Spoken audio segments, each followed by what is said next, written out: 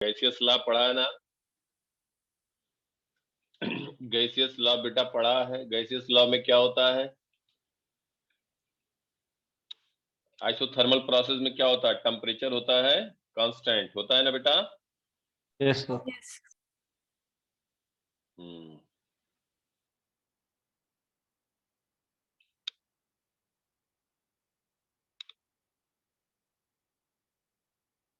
देखो इसमें दिया हुआ है कि certain mass of an ideal gas is enclosed in a cylinder of volume V naught fitted with a smooth heavy piston of mass m and area A. The piston displaced through a small distance downward so as to compress the gas isothermally, and then it is let go so that the resultant motion is SHM and find its period. Take the atmospheric pressure as P atmospheric. तो piston हम यहाँ पे बना के रखें थोड़ा सा जिससे टाइम बचे। तो पहले जो ये इसका पिस्टन है तो इसमें प्रेशर है P नॉट, इसका वॉल्यूम मान लिया जाए V नॉट। ठीक। अब क्या है कि ये अगर इक्विलिब्रियम में है तो पिस्टन इनिशियल स्टेज वन लिख रहे हैं, तो इसमें ये कांस्टेंट है, तो इसका मतलब पिस्टन का अगर हम फ्री बॉडी डायग्राम ड्रा करेंगे तो इसका बेटा अंदर से प्रेशर, इसका एरिया है A, area is given that is A is area. अब ध्यान देना यहाँ पे ए एरिया है तो इस पे एक फोर्स लगा रहा होगा गैस P नॉट A, और इसका वेट लग रहा होगा पिस्टन का डाउनवर्ड दैट इज mg, और ऊपर से एक एटमॉस्फेरिक प्रेशर के कारण फोर्स लग रहा होगा P एटमॉस्फेरिक इनटू एरिया। ये फोर्स लग रहा है, it is at equilibrium initial stage पे, और गैस इसके अंदर है, गैस इसके अंदर है। ये दिया हुआ है कि ये इनिशियली गैस है, एक सिलिंड्रिकल वेजल में गैस है जिसका प्रेशर P नॉट है, वॉल्यूम V नॉट है, और इस पे एक पिस्टन से क्लोज्ड है, पिस्टन का मास m दिया है, एटमॉस्फेरिक प्रेशर मतलब बाहर का प्रेशर P एटमॉस्फेरिक दिया हुआ है। तो हम पिस्टन के इक्विलिब्रियम की बात कर रहे हैं, तो इसका हमने फ्री बॉडी डायग्राम ड्रा किया। P नॉट ए गैस लगा रहा होगा force P nought A, P not pressure है, P नॉट ए लगा रहा होगा अपवर्ड डायरेक्शन में, mg लग रहा है डाउनवर्ड, और इस पे P एटमॉस्फेरिक है। तो at equilibrium stage one, at equilibrium in stage one क्या हो जाएगा बेटा? अपवर्ड फोर्स है P nought A is equal to mg plus P atmospheric into A। ये पहला इक्वेशन हो गया। अब कहा गया पिस्टन को स्लाइटली डिस्प्लेस कर दिया जाए। मान लो कि ये इक्विलिब्रियम से डिस्प्लेस हो गया x डिस्प्लेस कर दिया गया, और ये कहा गया कि आइसोथर्मली मतलब इसके अंदर का टेम्परेचर कांस्टेंट है, तो वॉल्यूम बेटा कितना कम हो जाएगा? पहले वॉल्यूम V नॉट था, x डिस्प्लेस हुआ, एरिया पिस्टन A है, तो कितना वॉल्यूम कम हुआ? हर्षित बोलो बेटा। भावुक,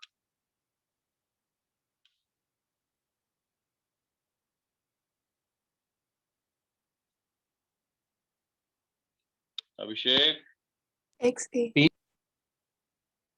ए हाँ एक से कम हो जाएगा बेटा। एरिया ए है इसका, एरिया ए है पिस्टन का, एरिया ए है, ऐसे पिस्टन होगा, और ये एक्स डिस्प्लेस हो गया डाउनवर्ड, एक्स डिस्प्लेस हुआ, तो कितना वॉल्यूम कम होगा बताओ? एरिया ए है, ये एक्स है, तो वॉल्यूम कम जो होगा वो ए इंटू एक्स, वॉल्यूम डिक्रीज कर गया, तो अब अंदर जो वॉल्यूम बचा V not minus A x हो जाएगा, V not minus A x volume हो जाएगा ना बेटा? क्लियर यहां तक सबको? यस। अब हम कहेंगे कि आइसोथर्मली, ध्यान देना, तो P डैश की वैल्यू लिखना। आइसोथर्मल प्रोसेस है, इसका मतलब since process is isothermal, since process is isothermal, it is given process is isothermal. तो यहाँ पे हम कहेंगे PV is equal to constant. Isothermal process में इनिशियल प्रेशर था P नॉट, वॉल्यूम था V नॉट, बाद में प्रेशर P डैश हो गया, वॉल्यूम हो गया V नॉट माइनस AX। तो P डैश यहां से हम लिख सकते हैं, P dash can be written as P nought V nought upon we not minus A X. इसको और सिंप्लीफाई कर दें, x इज स्मॉल डिस्टेंस, तो p डैश लिखेंगे बेटा p नॉट वी नॉट, कुछ नहीं सब आसान है यार, वी नॉट कॉमन ले लिया तो 1 माइनस, इसलिए लिख रहे हैं ax upon we nought cancel हुआ। तो अब जब x डिस्प्लेस हुआ पिस्टन तो उसके अंदर प्रेशर आ गया p nought upon 1 minus a into X upon we nought. इसको हम कह सकते हैं बेटा P डैश को कह सकते हैं, P dash can be written as P nought, इसको लिख देंगे 1 minus A X upon we nought की पावर -1। अब एक बात देखो, ये तुम्हें पता होगा 1 प्लस एक्स की power n binomial expansion, if x is very much lesser than 1, इसको 1 प्लस एन एक्स अप्रोक्सीमेटली लिख देते हैं कि नहीं बेटा? Yes, sir. Yes, sir. तो इसको अप्रोक्सीमेटली 1 प्लस एक्स की पावर n को लिख देते हैं 1 plus n x approximate value. If x is very much lesser than 1 तभी, क्योंकि फिर n into n minus 1 upon factorial 2x square तो और छोटी क्वांटिटी हो जाएगी, उसको नेग्लेक्ट कर देते हैं। तो यहाँ पे देखो ax की value, ax is very much lesser than v naught, तो इसको बाइनोमियली एक्सपेंड कर सकते हैं। तो p dash can be written as p naught 1 minus, और ये माइनस है तो प्लस हो जाएगा, ax अपॉन v नॉट। ये हुआ बेटा, ये प्रेशर हो गया इनसाइड। अब इनसाइड प्रेशर हो गया तो जब ये कंप्रेस्ड हुआ, ध्यान देना हमारी बात को, जब ये कंप्रेस्ड हुआ तो अब हमारा, जब कंप्रेस्ड हुआ तो ये सिलेंडर इस तरह से हो गया,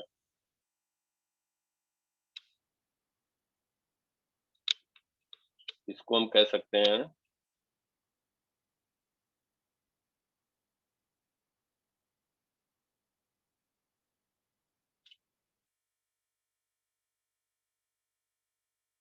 जब ये कंप्रेस्ड हुआ बेटा तो यहां कहीं पे आ गया,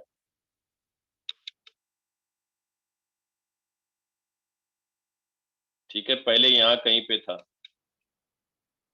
पहले यहां कहीं पे था। अब ये कंप्रेस्ड हुआ, इसके अंदर प्रेशर हमें पता लग गया P डैश है, और इसका वॉल्यूम हमें पता लग गया, इसको हम कह दे volume, V dash is equal to V not minus A X, इसका वॉल्यूम V डैश हो गया। तो अब इसका अगर हम बात करें तो इस पे देखो, इसका अगर पिस्टन का इस केस में बात करें तो इस पे फोर्स लग रहा होगा P डैश ए, P डैश ए लग रहा है बेटा, P डैश ए लग रहा है अपवर्ड, इसका वेट लग रहा है mg, इसको हम कह दें P डैश ए। अब हम अगर इसको पिस्टन को, अब हम पिस्टन को यहाँ पे बात कर रहे हैं, पिस्टन को बात कर रहे हैं तो इसका पिस्टन इस केस में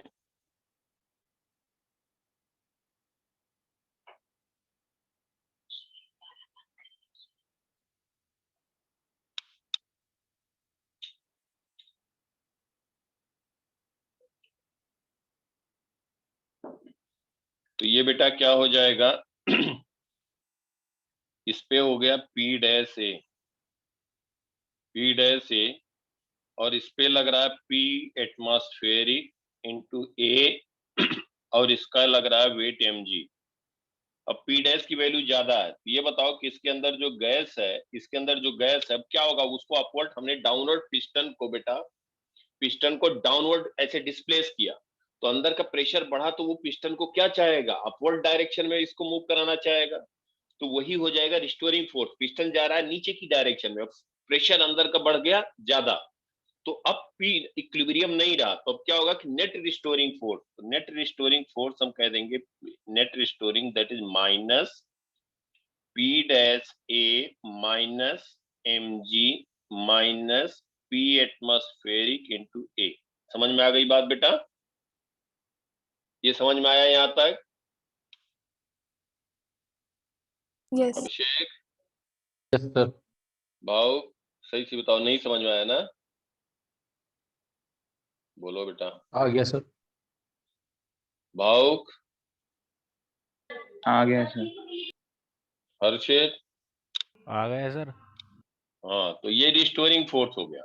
रिस्टोरिंग फोर्स को हम लिखेंगे m into a is equal to minus P dash की वैल्यू देखो हम लोगों ने लिखा है पी डैश ए, देखो यहाँ से पी डैश ए को हम यहाँ से इसको नंबर दे दिया जाए फर्स्ट से हम रिप्लेस कर सकते हैं पी डैश ए, तो ये आ जाएगा, इसको पी डैश ए को हम लिख सकते हैं P naught into A, P naught A से मल्टीप्लाई कर दें, P naught A plus P naught A square X upon we not minus M G minus P atmospheric A. अब बेटा देखो हमने अभी इक्विलिब्रियम एट इक्विलिब्रियम लिखा था, सिंस एट इक्विलिब्रियम क्या लिखा था, P naught A is equal to M G plus P atmospheric into A लिखा था। तो पी नॉट ए ये वाला टर्म ये टर्म इसके बराबर है, कैंसिल आउट हो जाएगा, ठीक है बेटा।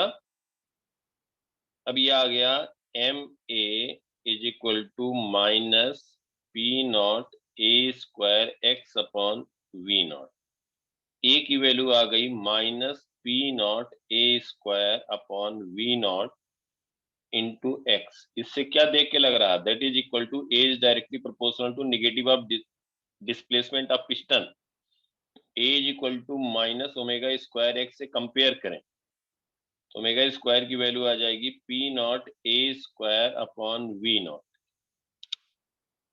ओमेगा की वैल्यू आ जाएगी under root p naught A square by v naught. T को लिख सकते हैं 2 pi under root v naught upon p naught ए स्क्वायर, और पी नॉट क्या लिखा था बेटा, पी नॉट की वैल्यू क्या थी, P atmospheric plus M G upon A, तो ये वैल्यू पुट कर दिया जाए तो टी की वैल्यू आ गई 2 pi under root v naught upon p naught ए स्क्वायर, तो p atmospheric into a square plus M g a, यही हो गया टाइम पीरियड बेटा, ये हो गया टाइम पीरियड पिस्टन का। आसान है यार, कुछ नहीं, एक बार कहो तो और बता दूं, बोलो बेटा, एक बार और एक्सप्लेन कर दूं, बोलो।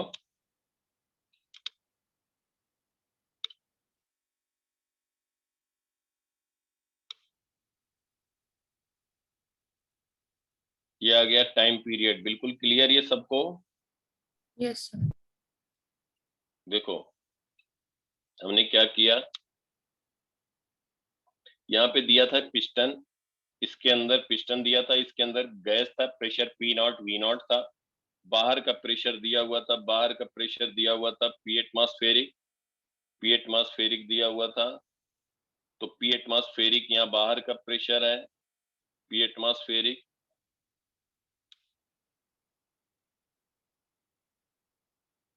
तो इसको हम कह देंगे पी एटमॉस्फेरिक,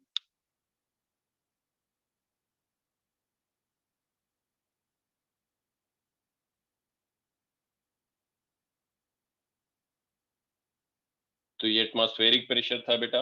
तो क्या था कि यहाँ पे इक्विलिब्रियम था, तो इक्विलिब्रियम का केस को हमने लिखा p naught a upward m g downward, p atmospheric a downward लग रहा है, ध्यान देना, इक्विलिब्रियम हो गया, तो एट इक्विलिब्रियम हमने ये लिख दिया P naught A equal to M G plus P atmospheric A इस पिस्टन के लिए। अब इसको जब कंप्रेस किया एक्स, इसके अंदर का प्रेशर बढ़ गया, आइसोथर्मली कंप्रेस हुआ, और इसका वॉल्यूम हो जाएगा, कम हो जाएगा V not minus A X, तो आइसोथर्मल में P one V one is equal to P two V two, P one V one is equal to P two V two, देखो P one V one is equal to P two V two, तो यहाँ से P to की value निकाल दिया, P dash बाद में जो प्रेशर आया, और एक्स की वैल्यू बहुत कम थी तो इसको हम अप्रोक्सीमेट वैल्यू लेकर के और ये वैल्यू लिख दिया, पी डैश की वैल्यू लिख दिया। अब पी डैश आ गया, इसका मतलब इसके अंदर जो प्रेशर बढ़ा, इसके अंदर चैम्बर के अंदर का जो प्रेशर बढ़ा वो क्या होगा, इसको मीन पोजीशन की तरफ पुश करेगा, अपवर्ड डायरेक्शन में पुश करेगा, तो हम net force toward the mean position लिखेंगे, टुवर्ड्स द मीन पोजीशन, तो that will become restoring force, तो माइनस लिखेंगे क्योंकि इसको पिस्टन को पुश किया, डाउनवर्ड जा रहा है, लेकिन फोर्स जैसे से वॉल्यूम कम हो रहा है प्रेशर बढ़ रहा है, PV is equal to constant, volume कम होगा तो प्रेशर बढ़ेगा, आइसोथर्मल में पीवी इक्वल टू कांस्टेंट, तो minus P dash A minus M G minus P atmospheric A, तो ये वैल्यू हमने लिख दिया रिस्टोरिंग फोर्स। रिस्टोरिंग फोर्स को कह सकते हैं mass of piston into acceleration. बाकी बेटा मैथमेटिकली ये इक्विलिब्रियम में था, पी नॉट ए वैल्यू रख दिया पी डैश का, तो ये P naught A M G के बराबर, पी नॉट ए की value M G plus P atmospheric A था, तो ये कैंसिल आउट हो गया, ए की वैल्यू आ गई directly proportional to negative x, तो ओमेगा स्क्वायर की वैल्यू आ गई, यहाँ से ओमेगा आ गया, तो टाइम पीरियड हम लोगों ने लिख दिया। ठीक है बेटा? Yes sir. क्लियर बेटा यहाँ तक? Yes, sir. Yes sir. हाँ अब देखो इसमें दिया हुआ है, ध्यान देना बेटा कुछ नहीं सब आसान है यार। इसमें कहा गया सिंपल पेंडुलम का हम लोगों ने बात किया था, ध्यान देना हमारी बात को। सिंपल पेंडुलम में हमने लिखा था कि अगर मान लो कोई एक पार्टिकल अटैच्ड है जिसका मास m है, लेंथ स्ट्रिंग का l है, और ये ऑसिलेट कर रहा है, टू एंड फ्रो मोशन कर रहा है, ऑसिलेट कर रहा है, टू एंड फ्रो मोशन कर रहा है, तो इसका टाइम पीरियड हम लोगों ने लिखा था, t की वैल्यू लिखा था 2 पाई रूट l बाई जी, लिखा था ना बेटा? Yes, sir. अब यहाँ पे कहा गया कि एक वॉल है, देखो ध्यान से, यहाँ पे कहा गया ball is suspended by thread of length l at point O on an inclined wall as shown. The inclination of the wall with the vertical is alpha. The thread is displaced through a small angle beta away from the vertical and the ball is released. Find the period of oscillation of pendulum. Consider both cases. Alpha is greater than beta and alpha is less than beta. Assume alpha beta to be very small, very small. Assume that any impact between wall and the ball is elastic. इसका मतलब क्या हुआ? देखो ध्यान से,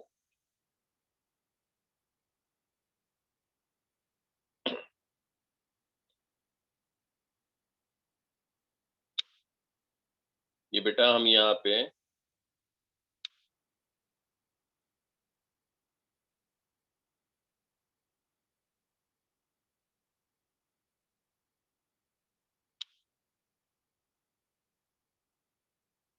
देखो ध्यान से, ये दिया हुआ है कि एक वॉल है, ठीक है, और यहाँ से एक वर्टिकल लाइन है, ये पॉइंट है, यहाँ से एक स्ट्रिंग कनेक्टेड है, और ये दिया हुआ है वर्टिकल लाइन है, और इस पॉइंट से ये एंगल अल्फा दिया हुआ है, अल्फा, और ये कहा गया कि पहले केस में alpha is greater then beta, case 1। अब देखो ध्यान से बेटा, जब इसको हम यहाँ से स्मॉल एंगल डिस्प्लेस करेंगे,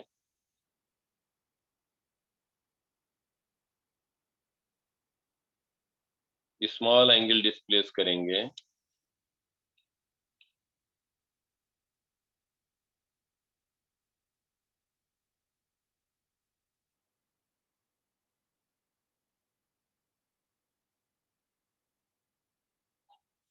थोड़ा थोड़ा कोई बात, स्मॉल एंगल अगर हम डिस्प्लेस किए बेटा इसको,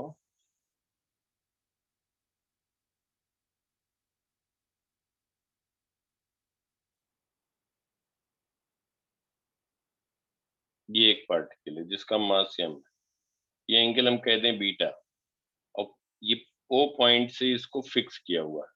if beta is lesser than alpha, तो बेटा O पॉइंट से जो हम हैंग किए हैं, स्ट्रिंग को हैंग किए हैं, ध्यान देना, अगर ये बीटा की वैल्यू कम है तो ये बीटा यहाँ से रिलीज करेंगे तो बीटा तक ही जाएगा ना बेटा, इसी के बीच ही ऑसिलेट कर रहा होगा,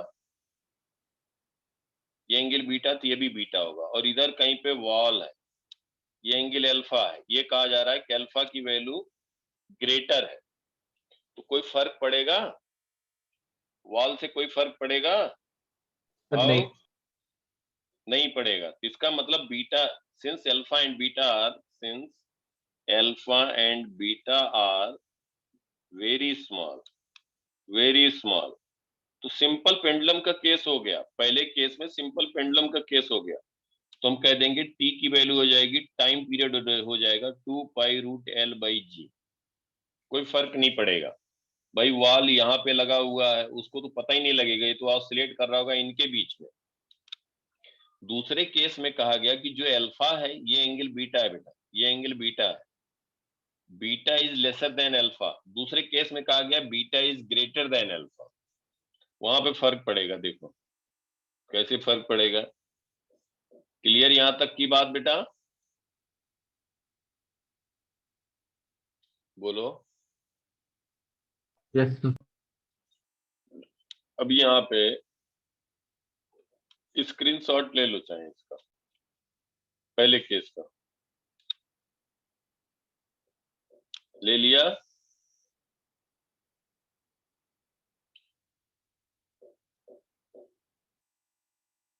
अब दूसरे केस में यहाँ पे कहा गया बेटा, ध्यान देना, दूसरे केस में कहा गया कि ये वर्टिकल से एंगल है, ये वर्टिकल से एंगल है अल्फा, और ये कहीं यहाँ पे दिखाने के लिए हम बता रहे हैं, ये एंगल यहाँ पे, ये एंगल है बीटा और ये है अल्फा। अब यहां से इसको रिलीज किया तो ऑब्वियसली ये जो वॉल है, ये यहाँ पे जो वॉल है इससे जा करके हिट करेगा। अगर ये वॉल नहीं होता तो कहीं यहाँ पे जा करके बीटा एंगल पे कहीं जा करके रेस्ट में होता, इनके बीच ऑसिलेट करता, ये टोटल एंगल बीटा होता। समझ पा रहे हो बेटा सब लोग? ये बीटा से यहां से रिलीज करते थे, बीटा तक जाता ना बेटा दूसरे एंड पे। बोलो। Yes Yes, sir. sir. अब क्या हो रहा है कि अल्फा बीटा बहुत कम है, समझाने के लिए हमने बताया, तो इसका मतलब कि एक एंड कोई भी पार्टिकल जो एसएचएम कर रहा है, अल्फा बीटा बहुत कम है, तो हम स्ट्रेट लाइन में मोशन मान सकते हैं।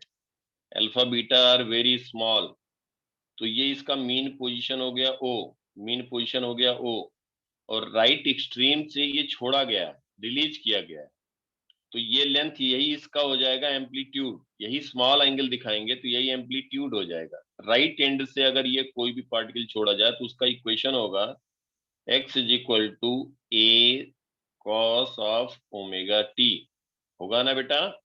और ओमेगा क्या होगा, टाइम पीरियड तो जो होगा वो 2π√L/g होगा। इसका टाइम पीरियड ये होगा नहीं, क्योंकि यहां से यहां आने के बाद एक कंप्लीट पाथ नहीं कर पा रहा है। वॉल नहीं होता तो टाइम पीरियड यही लिखते, तो ओमेगा को हम लिख सकते हैं 2π/t, 2π/t, ये हो जाएगा √g/L, ये हो जाएगा ओमेगा। अब एक बात देखो कि ये इसका इक्वेशन हुआ कि मीन पोजीशन ये है। अब हम कहते हैं कि यहां से ये स्टार्ट किया मोशन और ये लेफ्ट यहाँ पे हिट करने के बाद दिया कोलिजन इज इलास्टिक, तो जिस वेलोसिटी से हिट किया उसी वेलोसिटी से वापस जाएगा। इसका मतलब हुआ कि यहां से यहां तक इसका मीन पोजीशन, हम कहते हैं इस पॉइंट से यहां तक पहुंचने में टाइम कितना लगेगा, अगर पता लग जाए उसी का 2 टाइम कर देंगे, टाइम पीरियड हो जाएगा। बोलो। Yes Yes, sir. sir.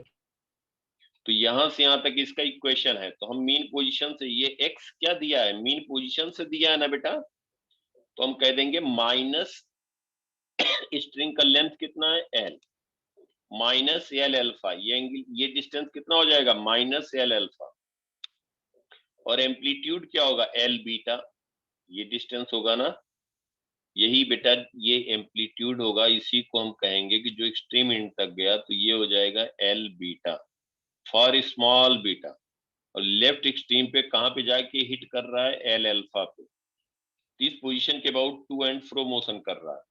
तो हम यहाँ पे जो इक्वेशन है यहाँ पे क्या लिख देंगे, यहां से यहां तक पहुंचने का टाइम हमें लिखना है, ये t0 यही मान लिया गया, तभी तो ये इक्वेशन लिखा हमने। Yes sir. एक्स की वैल्यू क्या लिखेंगे बताओ, एक्स की क्या वैल्यू लिखेंगे, जो हमें टाइम यहाँ T0 से यहाँ पे हम कह रहे हैं T1 टाइम पे यहाँ हिट कर रहा है, T1 टाइम चाहिए। मतलब ये हो एल गया, अल्फा। मतलब ये हो गया कि कोई पार्टिकल यहाँ से राइट एक्सट्रीम से स्टार्ट किया मोशन और यहाँ कहीं पे पहुंच रहा है, ये इसका एम्पलीट्यूड हो गया एल बीटा, ये एम्पलीट्यूड है, और मीन पोजीशन से यहाँ तक पहुंचने में एल अल्फा। मीन पोजीशन से ये डिस्टेंस बता रहा हूँ, डिस्टेंस यहाँ T0 पे है और हम कह रहे हैं T1 टाइम पे इस पॉइंट पे x की वैल्यू ये हो जाए, तो टाइम कैसे लिखें? ये इसका इक्वेशन तो हमने लिख दिया, x is equal to a cos omega t। x की क्या वैल्यू लिखें? x क्या है? Mean minus position, alpha l. हाँ माइनस अल्फा एल अल्फा लिखेंगे, बिल्कुल सही बात है। एम्पलीट्यूड क्या होगा? L beta. ये समझ में आ रहा है बेटा सबको? ये थोड़ा स्टैंडर्ड क्वेश्चन एडवांस के लास्ट है, तो इसलिए क्योंकि अपने आप कर नहीं पाते तो इसलिए मैं डिस्कस कर देना चाहता हूँ यार, कुछ नहीं ऐसा मुश्किल है। देखो यहाँ पे x की वैल्यू हो गई a cos ओमेगा टी, तो यहाँ पे लिख देंगे minus l alpha is equal to l beta cos of omega T1। Omega की वैल्यू है √g/l इंटू T1। ये टाइम आ जाएगा यहाँ से यहाँ तक पहुंचने का टाइम, यहाँ से यहाँ तक पहुंचने का टाइम। तो इसको एल एल कैंसिल हो गया, तो इसको हम कह सकते हैं cos of √g/l T1 is equal to minus alpha by beta. तो √g/l T1 is equal to cos inverse minus alpha by beta. T1 आ जाएगा √l/g cos inverse minus alpha by beta. तो टाइम पीरियड क्या आएगा? 2T1, 2 time T1, जो ये left and से इस एंड तक पहुंचने का टाइम रहा उसी का 2 टाइम हो जाएगा। एक साइकिल कंप्लीट करने का टाइम, इसको लिखेंगे 2√l/g cos inverse minus alpha by beta. ठीक है बेटा? यस। अब देखो कॉस की प्रॉपर्टी, जैसे इनवर्स की प्रॉपर्टी होती है ट्रिग्नोमेट्री में, इसको दूसरे फॉर्म में भी लिख सकते हो। Cos inverse minus theta can be written as pi minus cos theta. क्या लिख सकते हो? Pi minus cos theta. तो इसी को t को लिख सकते हो, अगर ये वैल्यू पुट कर दें तो ये हो जाएगा 2 पाई √l/g minus 2√l/g cos inverse alpha by beta. और डिफरेंट फॉर्म में भी लिख सकते हो, तो ये भी टाइम पीरियड है, ये भी टाइम पीरियड। यहाँ निगेटिव था, यहाँ निगेटिव नहीं है। ठीक है, बोलो बेटा, यस सर। Yes sir. समझ में आ रही है बात? Yes sir. समझ में आ रहा है ना अच्छे से? चलिए अब देखो, ध्यान दो।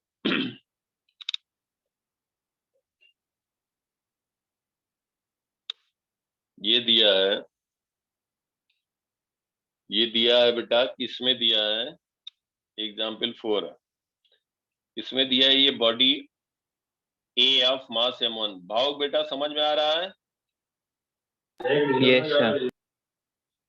ये body A of mass m1 1 kg and B of mass m2 4.1 kg are interconnected by a spring as shown in figure. The body A performs free vertical harmonic oscillation with amplitude 1.6 centimeter and frequency f दिया है, मतलब omega दिया है, a दिया है। Neglecting the mass of spring, find the maximum and minimum value of force that the system exert on bearing surface. m1 m2 दिया है, m1 a का मास है, देखो गिवन है, लिख लो जो गिवन है, वैल्यू तो रख ही देंगे। m1 दिया है, m2 दिया है, एंगुलर फ्रीक्वेंसी क्योंकि omega is 2 pi f, f दिया है तो ओमेगा दिया, एम्पलीट्यूड दिया, maximum and minimum value of force that system exert on bearing surface, मतलब बी और हॉरिजॉन्टल सरफेस के बीच मैक्सिमम और मिनिमम फोर्स बताना है। देखो यहाँ पे ये बेटा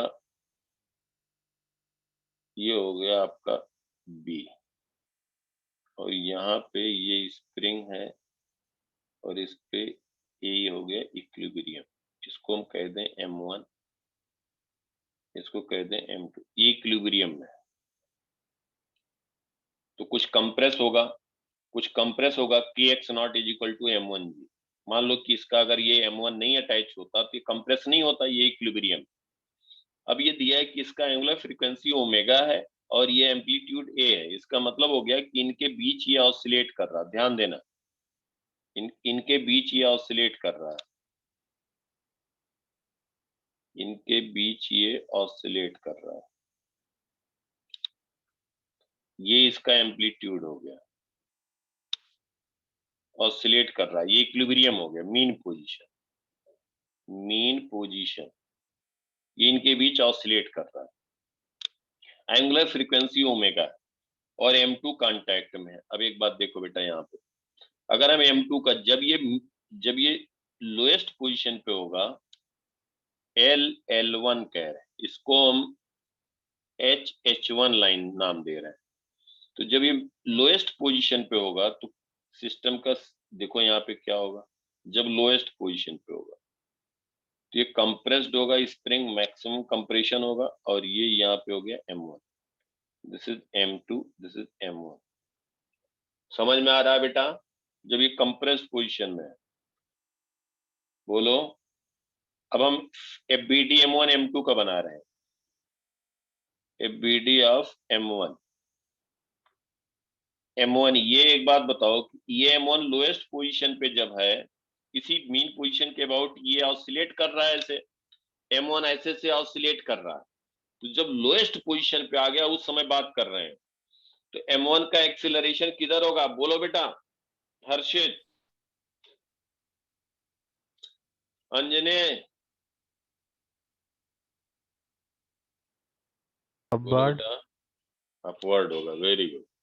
जब ये ऑसिलेट, कोई भी पार्टिकल बेटा, कोई भी पार्टिकल, बिल्कुल सही बात है, जब ऑसिलेट कर रहा है मीन पोजीशन के अबाउट, ऑसिलेट कर रहा है, तो जब ये इस लोएस्ट पोजीशन पे होगा तो इसका mean position A is equal to omega square A, और जब हाईएस्ट पोजीशन पे होगा तो इसका एक्सेलरेशन हम डबल एरो से, डबल लाइन से दिखा रहे हैं, ओमेगा स्क्वायर A डाउनवर्ड होगा। तो जब लोएस्ट पे है तो इसका मीन पोजीशन की तरफ एक्सेलरेशन होगा M1 का, omega square A is amplitude. और स्प्रिंग फोर्स हम यहाँ पे कह दें, स्प्रिंग फोर्स जो होगा, स्प्रिंग फोर्स M1 पे किधर फोर्स लगा रहा होगा बेटा, अपवर्ड लगा रहा होगा। स्प्रिंग फोर्स T1 कह दें, इसका वेट किधर लग रहा होगा, M1G लग रहा होगा, डाउनवर्ड। समझ में आ रही बात बेटा? Yes sir. M1 की बात करें तो M1 पे स्प्रिंग कंप्रेस्ड है, तो स्प्रिंग फोर्स T1 मान लेते हैं, और इसका वेट हो गया M1G। M1 की बात कर रहे हैं, और इसका एक्सेलरेशन है omega square A towards mean position. इसका मतलब T1 ज्यादा है कि M1G, भाव? बोलो बेटा, T1 ज्यादा है कि M1G?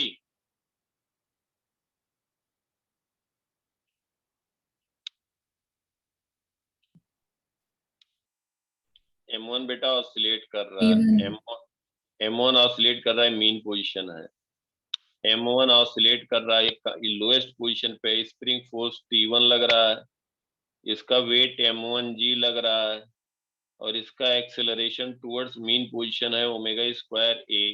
तो T1 ज्यादा होगा कि M1G? T1। हाँ, T1 ज्यादा होगा, वेरी गुड। तो देखो T1 minus net force toward the centre, net force toward the centre, T1 minus M1G, T1 minus M1G, T1 minus M1G is equal to M omega square A। ये आया बेटा पहला equation.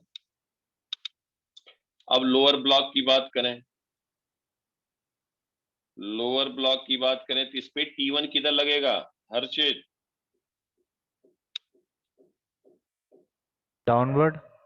Downward, very good. Spring force इस पे downward लगेगा, बिल्कुल सही, very good. और इसका वेट लगेगा m2g, और हॉरिजॉन्टल सरफेस इस पे फोर्स लगाएगा n2 मान लेते हैं। तो यही क्वेश्चन में पूछा गया, मैक्सिमम एंड मिनिमम। ध्यान देना, क्वेश्चन में क्या पूछा गया है, find the maximum and minimum value of force that the system exert on bearing surface. Maximum and minimum, तो n2 की वैल्यू पूछी गई, n2 maximum and n2 minimum. अब ये देखो, इस इंस्टेंट पे ये इक्विलिब्रियम में है, m2 तो इक्विलिब्रियम में है कि नहीं? Yes sir. एट इक्विलिब्रियम क्या लिख दोगे बेटा, n2 is equal to T1 plus m2g। This is second. और फर्स्ट है हमारा, फर्स्ट है T1 minus m1g is equal to m omega square a is equal to T1 minus m1g। ये है फर्स्ट। तो हमें n2 बताना है, तो क्या करते हैं बेटा, सब्ट्रैक्ट करते हैं। समझ में आ रही बात? सब्ट्रैक्ट करते हैं, सेकेंड माइनस फर्स्ट, सब्ट्रैक्ट कर देंगे तो n2 minus m omega square a is equal to m1 plus m2 into G. तो n2 की वैल्यू आ गई m1 plus m2 into G plus m omega square a। ये मैक्सिमम फोर्स आ गया, मैक्सिमम फोर्स आ गया, n2 की वैल्यू आ गई मैक्सिमम। मैक्सिमम कब होगा, एक बात देखो, नीचे एक ब्लॉक रखा है और एक ब्लॉक ऊपर रखा है, इनके बीच स्प्रिंग, ये ऐसे ऐसे ऑसिलेट करा। जब नीचे कंप्रेस होगा तो ये ब्लॉक पे फोर्स मैक्सिमम लग रहा होगा, तो ग्राउंड लोअर ब्लॉक पे ऊपर अपवर्ड डायरेक्शन फोर्स लगाएगा, लोअर ब्लॉक पे तो मैक्सिमम फोर्स होगा। और जब ये इलांगेट करके मैक्सिमम हाईएस्ट पॉइंट पे होगा, स्प्रिंग इलांगेटेड होगा तो इस पे फोर्स अपवर्ड स्प्रिंग लगाएगा। तो जो नॉर्मल रिएक्शन होगा वो वैल्यू मिनिमम होगी। मिनिमम कब होगी, जब अपर ब्लॉक हाईएस्ट पोजीशन पे होगा, और जब लोएस्ट पे होगा तो जो लोअर ब्लॉक पे ग्राउंड लगाएगा फोर्स वो मैक्सिमम होगा। वही n2 लिखा बेटा, तो this will be maximum, n2 will be maximum, n2 maximum, that will be equal to m1 plus m2 into g plus m omega square a।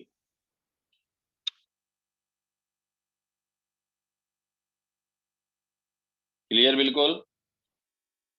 अब minimum कब होगा बेटा,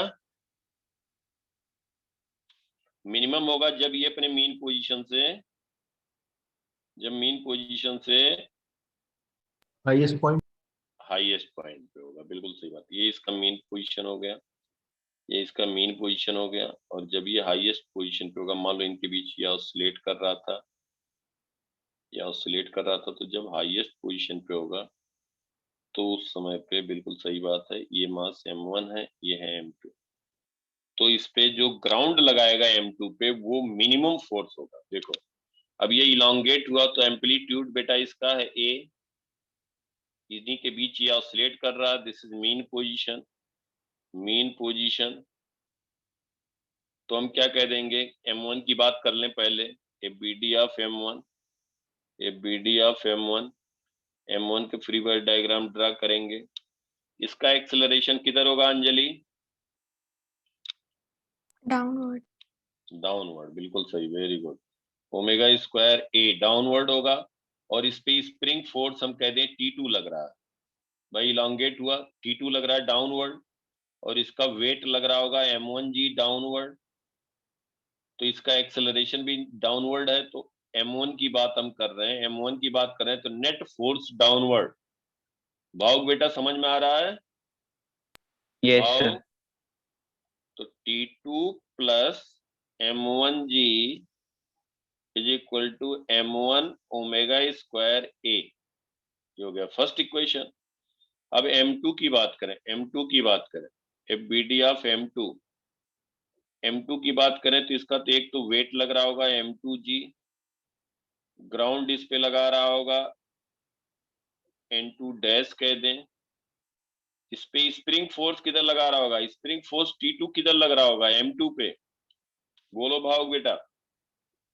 सर अपवर्ड।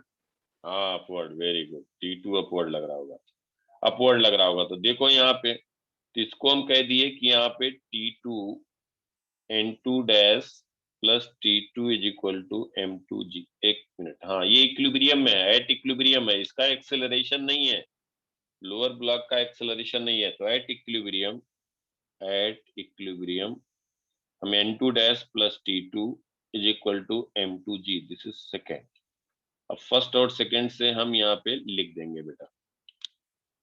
तो ये हो गया N2 dash plus T2, N2 dash plus T2 is equal to M2G, this second. First कह देंगे T2 plus M1G plus T2 is equal to M1 omega square A, this is first. या dash कह दो, कोई बात नहीं, इसको dash कह दिया। अब इसको हमें N2 डैश बताना है, तो हम यहाँ पे लिख दें second minus first, second minus first.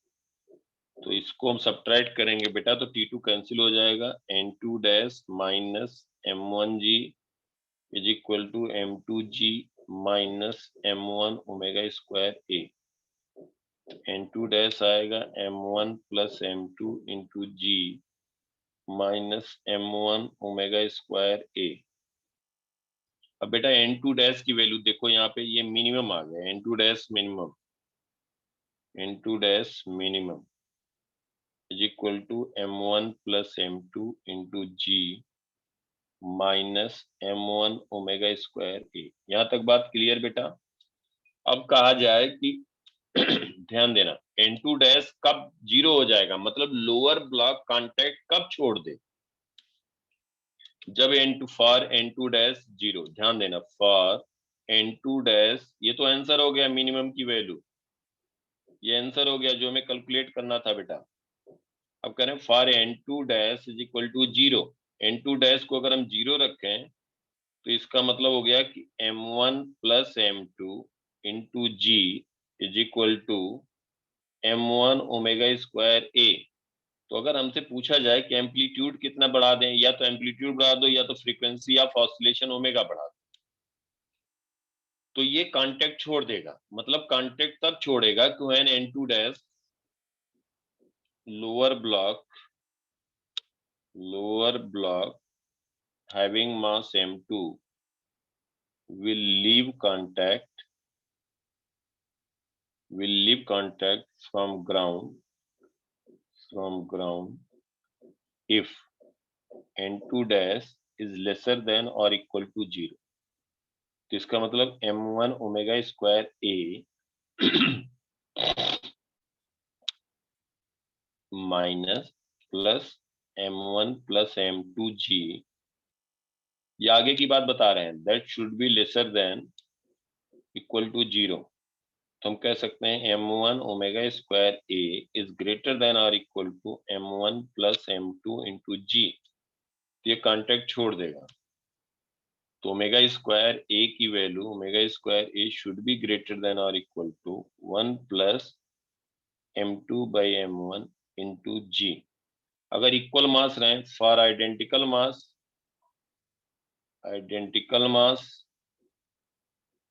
M1 is equal to M2 is equal to M, तो omega square A is greater than और इक्वल टू 2G। तो ओमेगा स्क्वायर अगर हम कहें ग्रेटर देन और equal to 2G by A, मतलब ये सब अलग अलग क्वेश्चन बन सकते हैं ऑब्जेक्टिव। तो ओमेगा इज ग्रेटर देन और equal to √2G by A, A is amplitude. अगर ये वैल्यू हो गया तो कांटेक्ट छोड़ देगा। अगर कहा जाए for minimum value of omega, for omega minimum, so that lower block will leave contact, so that lower block will leave contact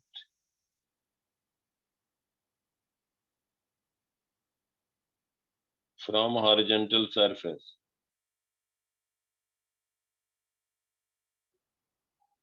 तो ओमेगा मिनिमम को इक्वलिटी यहाँ पे होल्ड हो जाएगा √2g/a। ये सब मेंस वगैरह में ऐसे वैल्यू आते हैं, मालूम रहता तो फट से टिक मार के आगे निकल जाता। क्लियर बेटा? कहीं पे कुछ डाउट तो बोलो। अच्छे से समझ में आया सबको? बोलो बेटा। Yes, sir. Yes. Yes, sir.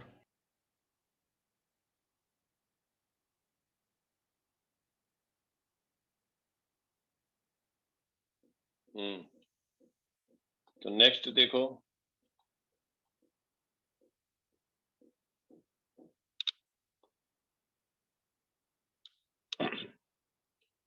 Next देखो बेटा, इसमें दिया है हम अपनी तरफ से क्वेश्चन दे रहे हैं, सोच करो, कुछ नहीं मुश्किल है यार। तब बेटा एक बार क्वेश्चन करना अच्छे से। यहाँ पे दिया है एक ब्लॉक है, the mass m is oscillate in simple harmonic motion with amplitude a, amplitude of point p। ऐसे एक वर्टिकल वॉल है, यहाँ पे 2 स्प्रिंग कनेक्टेड है।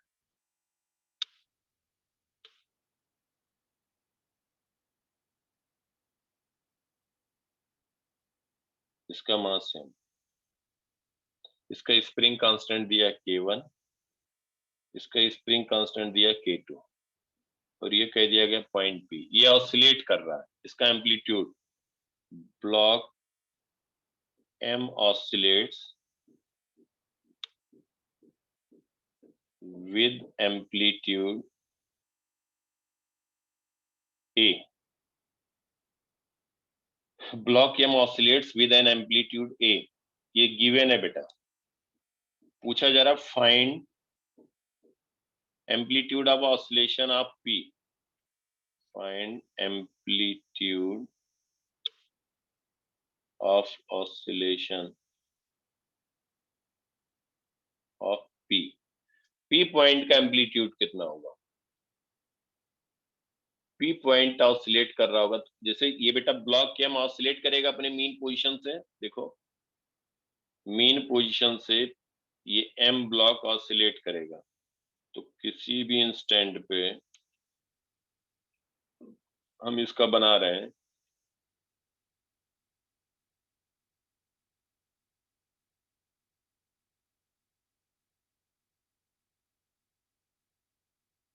ये ब्लॉक m गया तो p पॉइंट p डैश पे गया। एक्चुअल में तो ये था ना बेटा, कहीं पे मान लो कि राइट एक्सट्रीम पे गया, तो p डैश यहाँ पे गया, तो इसका जो ऑसिलेशन है वो गिवन है। ये ऑसिलेशन, ये इसका एम्पलीट्यूड a दिया है, तो ये पूछा जा रहा है कि इसका ऑसिलेशन कितना होगा, p का क्या एम्पलीट्यूड होगा, amplitude of oscillation of point p। ऐसे लेफ्ट साइड पे भी जाएगा, तो जब ब्लॉक m a एम्पलीट्यूड से ऑसिलेट कर रहा है, तो p पॉइंट का एम्पलीट्यूड ऑफ ऑसिलेशन क्या होगा? कैसे करेंगे जानवी, अभिषेक?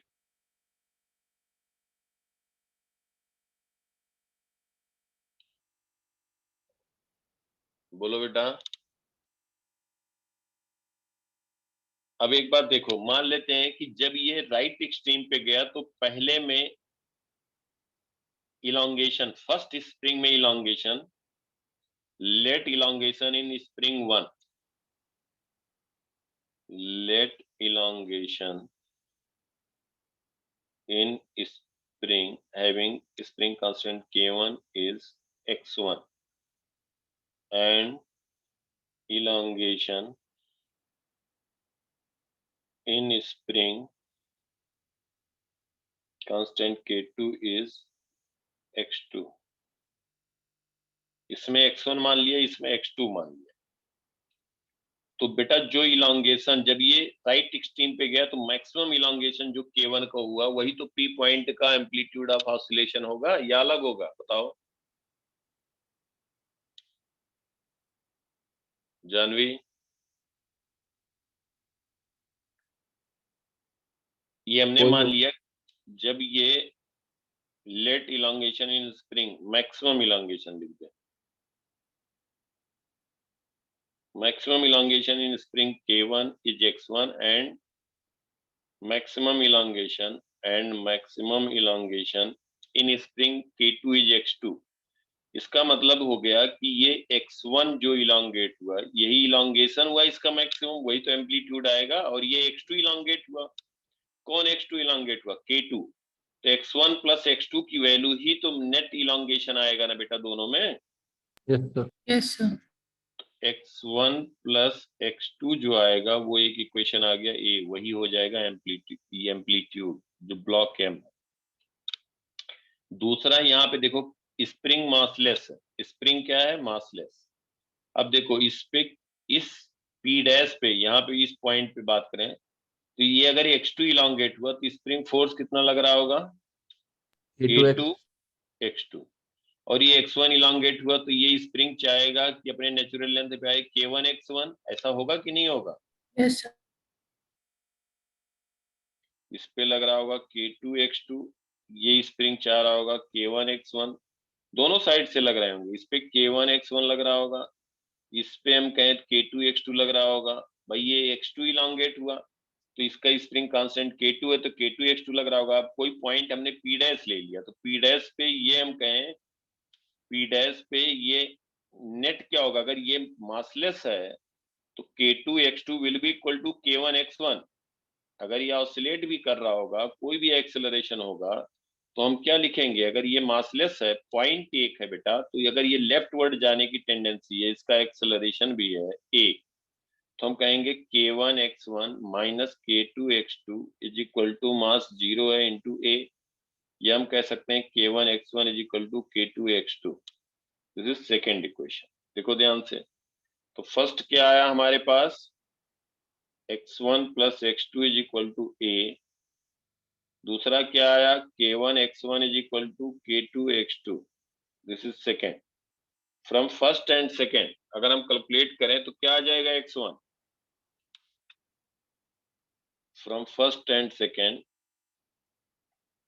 From first and second x1 की वैल्यू आ जाएगी, ये वैल्यू रख दो, x1 ये आ जाएगा बेटा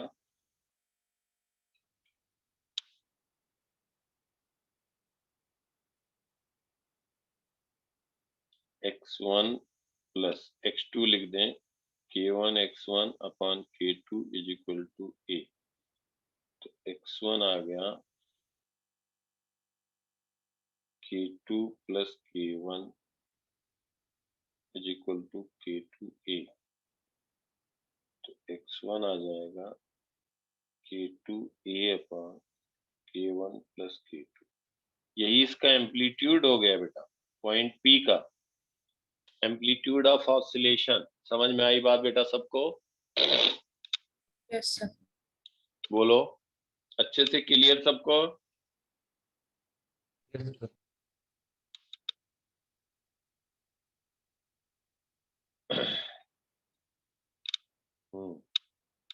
अब नेक्स्ट देखो,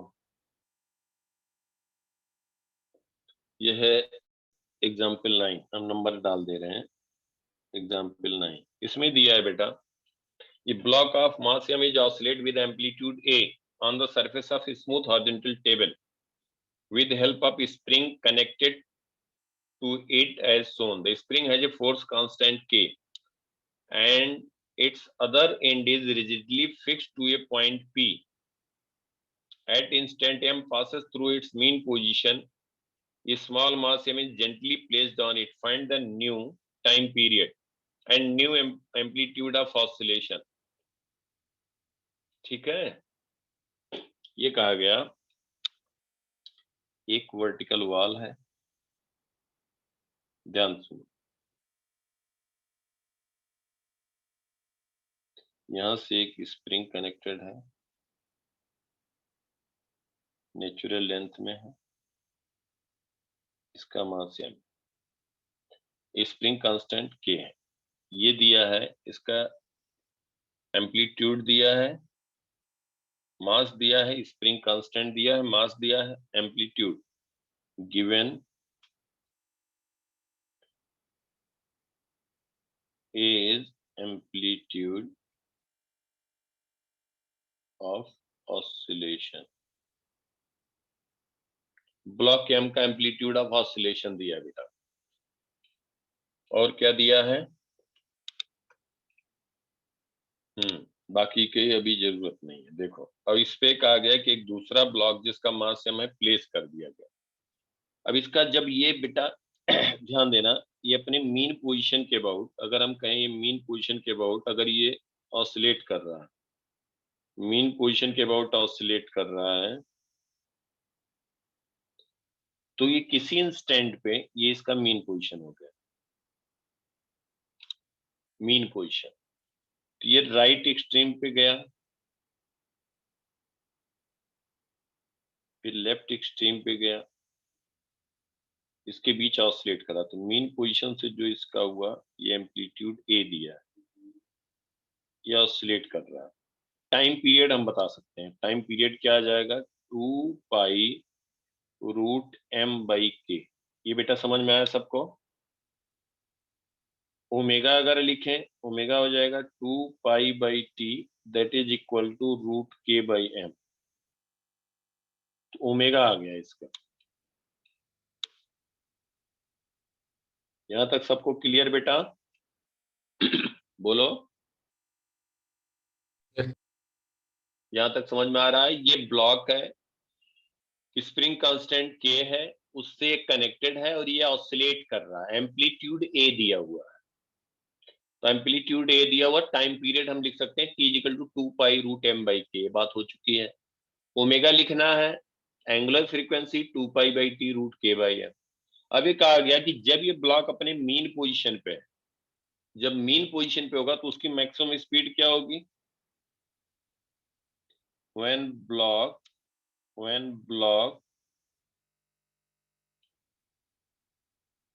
will be at its mean position, at its mean position, when block will be at its mean position,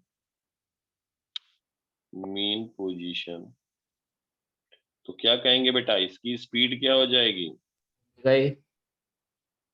speed of block will be omega A. ये मैक्सिमम स्पीड होगी मीन पोजीशन पे। अब जब मीन पोजीशन पे है तो ये question में गिवन है, जेंटली एक छोटा ब्लॉक जिसका मास स्मॉल एम है इस पे प्लेस कर दिया गया, इस पे प्लेस कर दिया गया, और ये क्वेश्चन में गिवन है कि जेंटली प्लेस किया गया, सफिशिएंट फ्रिक्शन है, सफिशिएंट फ्रिक्शन है सच दैट कि दोनों एक साथ मूव करने लग गए। ठीक है बेटा? जब मीन पोजीशन पे है, when block is at its mean position, when capital M is at its mean position, small m is placed on it, और ये दिया है कि sufficiently रफ है। तो एक बात बताओ, जब मीन पोजीशन पे है तो बेटा ध्यान देना, जब मीन पोजीशन पे है ब्लॉक तो स्प्रिंग अपने नेचुरल लेंथ में है, और इसकी स्पीड है v maximum, that is equal to omega a. तो इस पे जैसे ही ब्लॉक रखेंगे तो ये अगर राइट वर्ड जा रहा है कैपिटल एम, तो इस स्मॉल एम को राइट वर्ड ले जाना चाहेगा तो फ्रिक्शन राइट वर्ड लगाएगा, स्मॉल एम कैपिटल एम पे फ्रिक्शन लेफ्ट वर्ड लगाएगा। जब दोनों को हम कंसीडर करें एज ए सिस्टम तो net external force in horizontal direction क्या हो जाएगा? 0. जीरो, क्योंकि स्प्रिंग फोर्स क्या है? जीरो। और स्मूथ सरफेस है, ये भी गिवन है, स्मूथ सरफेस है, mg n1 को बैलेंस कर रहा है, तो हम कह सकते हैं since F external is zero from conservation of linear momentum, along X. समझ में आ रही बात बेटा? इसकी speed capital M into omega A, capital M into omega A is equal to, अब capital M plus small M, omega change होगा या सेम रहेगा? Change होगा. सेम रहेगा। ओमेगा सेम रहेगा। यही गड़बड़ कर दे रहे हो बेटा तुम लोग। Change होगा. टाइम पीरियड चेंज होगा बेटा, टाइम पीरियड टी डैश हो जाएगा। टी डैश क्या होगा? भाव बेटा बोलो, टी डैश क्या होगा? 2 pi under root m plus m by k. हाँ, ये हो जाएगा तो ओमेगा डैश हो जाएगा 2 pi by T dash, 2 pi by T dash root के upon capital M plus small m, ये हो जाएगा ओमेगा डैश। तो M V maximum is equal to, ये मीन पोजीशन पे मोमेंटम कंजर्व कर रहे हैं, दैट इज इक्वल टू, अब ओमेगा डैश तो अब वी डैश हमें नहीं पता है कि पता है मोमेंटम कंजर्व होगा मीन पोजीशन पे, वी डैश चेंज हो जाएगा बेटा, और वी डैश को क्या लिख सकते हो, omega dash into a dash लिख सकते हो कि नहीं yes sir. Yes, sir. Anjali? Yes, sir. समझ में आ रहा है बेटा? Yes, sir. Harshit yes sir. समझ में आ रहा अच्छे से? Yes sir. हाँ, भावुक? Yes sir. देखो बेटा, अब यही वैल्यू रख दो, तो m omega A is equal to capital M plus small m, v dash क्या लिखोगे, वी डैश लिखोगे omega dash into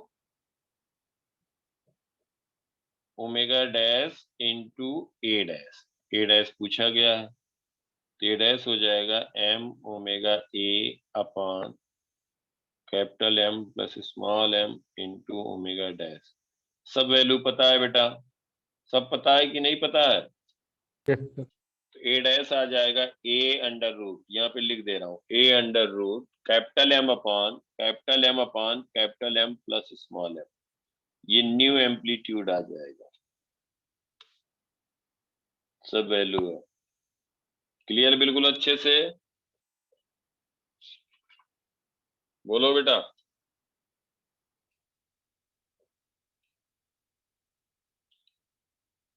Yes. Clear यहाँ तक?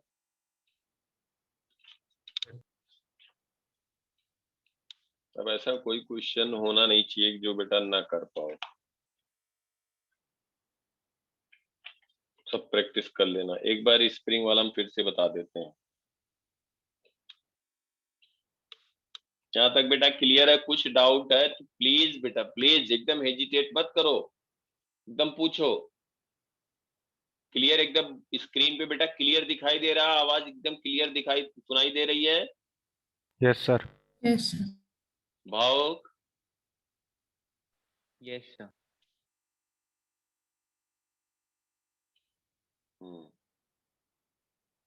चलिए अब देखो, ये क्वेश्चन हम एक बार रिपीट कर देते हैं बेटा।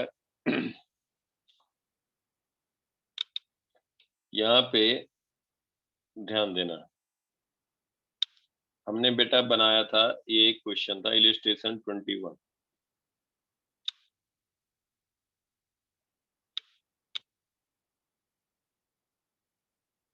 Illustration 21 page 23।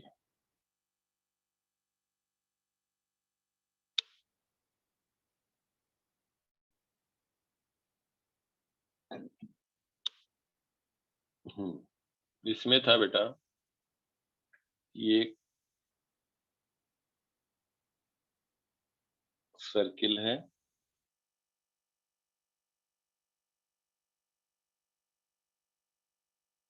देखो बढ़िया सर्किल ड्रा हो गया।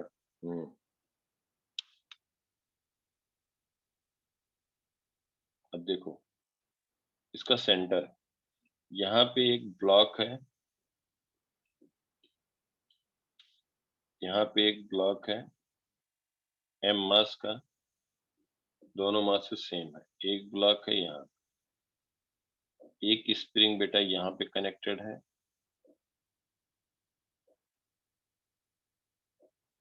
स्प्रिंग कनेक्टेड है, इसका स्प्रिंग कांस्टेंट K दिया है, और दूसरा स्प्रिंग है इधर कनेक्टेड है,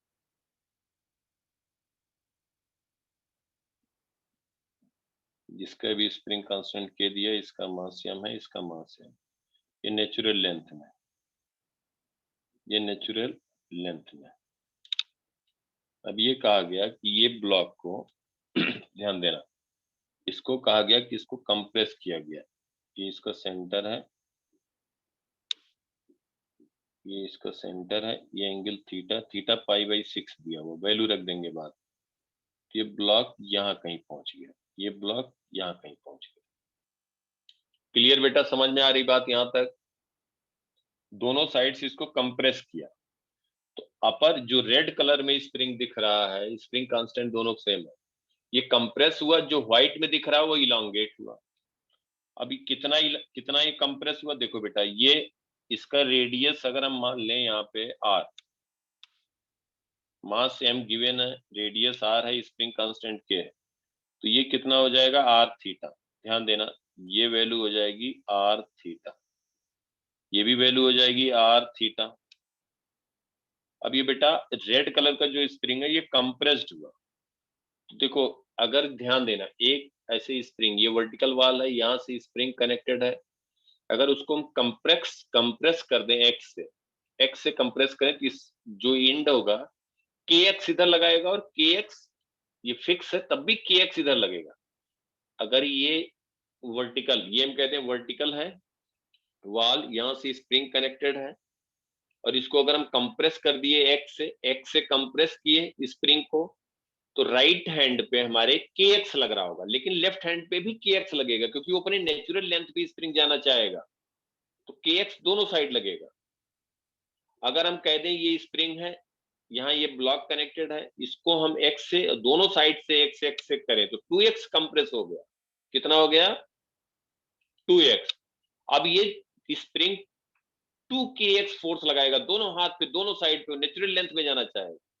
तो यही हुआ, जो रेड स्प्रिंग है इस पे के आर थीटा इधर लग रहा, के आर थीटा, और के आर थीटा देखो ध्यान से 2kr थीटा हो जाए, क्योंकि आर थीटा इधर से कंप्रेस है, इधर से आर थीटा कंप्रेस है, तो इस पे जो फोर्स लग रहा होगा 2kr थीटा, इधर भी जो फोर्स लग रहा होगा 2kr थीटा, 2kr थीटा। ठीक है बेटा, और ये जो व्हाइट स्प्रिंग है ये भी इलांगेट हुआ आर थीटा से, तो ये भी यहाँ पे, ये दोनों साइड से इलांगेट हुआ। अगर हम स्प्रिंग को इलांगेट कर दें, एक एंड फिक्स रहे, एक्स इलांगेट करें तो के एक्स लगेगा, के एक्स लगेगा, एक्स इलांगेट किए तो इस एंड पे भी के एक्स लगेगा, वो अपने मीन पोजीशन की तरफ जाना चाहेगा, अपनी मीन पोजीशन की तरफ जाना चाहेगा। समझ में आ रही बात बेटा सबको? अगर एक्स से इलांगेट कर दिए तो के एक्स से इलांगेट कर दिया तो के एक्स, और के एक्स इस पे भी लग रहा होगा, लेकिन अगर दोनों को इलांगेट एक्स से कर दिए तो 2kx से वो अपने मीन पोजीशन पे आना चाहे, तो वही 2kx इस पे भी लग रहा है बेटा, ध्यान देना।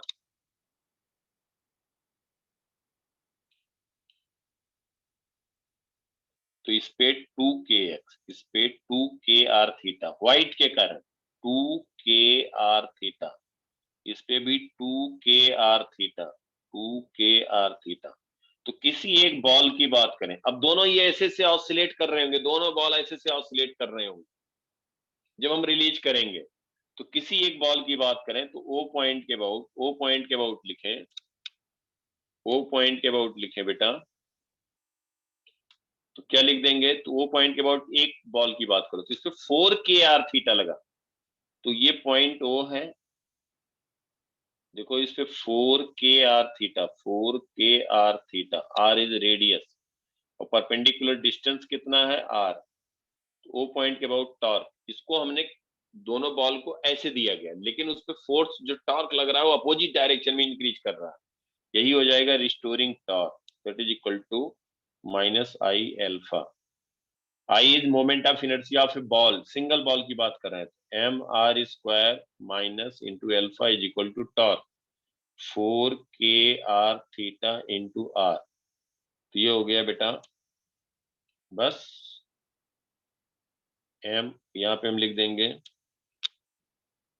M r square alpha is equal to minus 4kr square theta, r square cancel हो गया, एल्फा हो गया minus 4k/m into theta, alpha is directly proportional to negative theta, तो एल्फा की वैल्यू हम यहाँ पे माइनस ओमेगा स्क्वायर थीटा से कंपेयर करें, तो एल्फा की वैल्यू आ गई, माइनस ओमेगा स्क्वायर थीटा, तो ओमेगा स्क्वायर की वैल्यू आ गई 4k/m।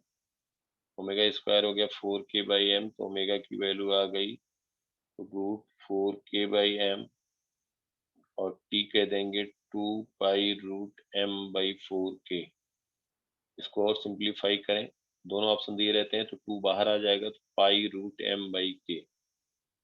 ये भी टाइम पीरियड हो गया, ये भी टाइम पीरियड हो गया, इसको भी लिख सकते हैं, बोथ आर सेम। तो टाइम पीरियड आ जाएगा बेटा, यही वैल्यू आ जाएगी 4k/m। समझ में आई बात सबको? क्लियर बिल्कुल? बोलो बेटा। Yes sir.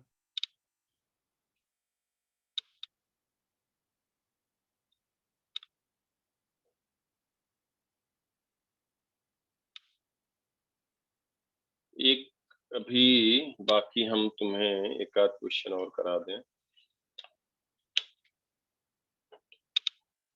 कुछ क्वेश्चन। हाँ, देखो ध्यान से।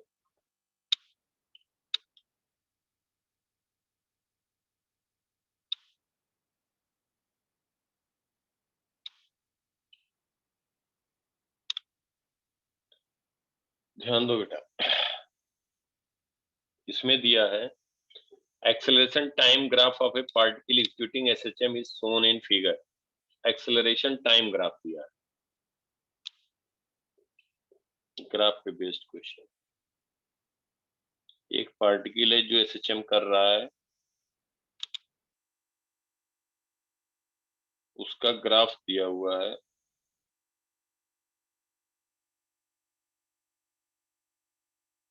ठीक है बेटा, जैसे ग्राफ दिया हुआ है, acceleration time graph, acceleration time graph, और यहाँ पे कहा गया, ये पॉइंट मार्क किया हुआ है 1 1, इसको मार्क किया है 2, इसको मार्क किया है 2, इसको मार्क किया है 3, इसको मार्क किया 4, ऐसे दिया हुआ है। अब कहा जा रहा है displacement of particle at 1 is negative. ये particle is executing SHM, its acceleration time graph is given.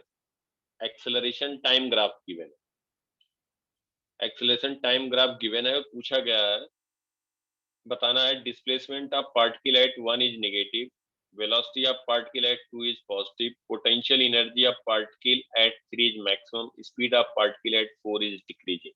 तो पहला हम बात करते हैं displacement of particle at 1 is negative. बताओ क्या करोगे, कैसे बताओगे, सही है या गलत है? Displacement of particle at 1 is negative, क्या करेंगे बेटा ऐसे क्वेश्चन में? तुम्हें सब पता है, देखो ध्यान से, इसीलिए तो हम थोड़ा डिफरेंट टाइप करा रहे हैं। ये है हमारा, कोई पार्टिकल SHM कर रहा है, मीन पोजीशन हो गया O, पॉजिटिव एक्सेलरेशन, होगा ना? देखो देखो देखो, अब सुनो बेटा ध्यान से। एक्सेलरेशन देखो, यहाँ पे एक्सेलरेशन बेटा क्या है, मैक्सिमम है और पॉजिटिव है। T0 पे एक्सेलरेशन मैक्सिमम है और पॉजिटिव है। इसका मतलब बेटा क्या हो गया, ध्यान देना, एक्सेलरेशन मैक्सिमम है और पॉजिटिव है, इसका मतलब कि ये यहाँ कहीं पे हम कहें लेफ्ट एक्सट्रीम, इसको हम कहें राइट एक्सट्रीम, लेफ्ट एक्सट्रीम और राइट एक्सट्रीम।